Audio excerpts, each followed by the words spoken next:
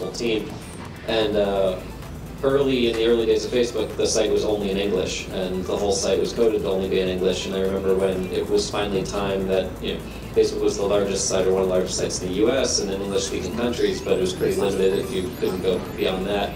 And what most sites up until that time had done is hire some sort of translation company or build some software that would just translate word for word from English to Russian or to whatever other language.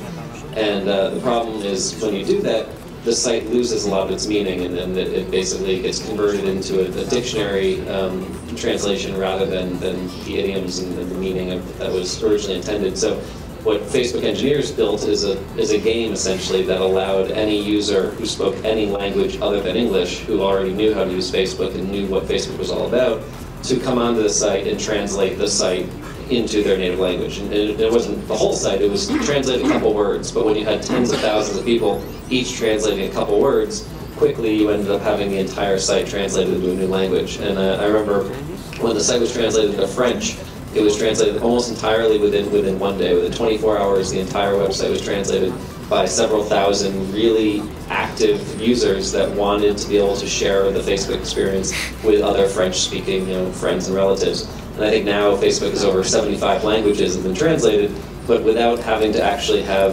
Facebook employees do the work or having to hire an outside company to do the work, just by using the users and their passion to do it for them. I think that was a pretty amazing example of Facebook had reached its capacity of English-speaking users, or has reached close to what it's going to ever be able to exceed, until this new thing had been invented, and then basically it opened up the entire world. Категория предпринимателей, она формируется вот последние, не знаю, 5-8 лет, по ощущениям. Сейчас формируется новая категория – social entrepreneur, что крайне важно.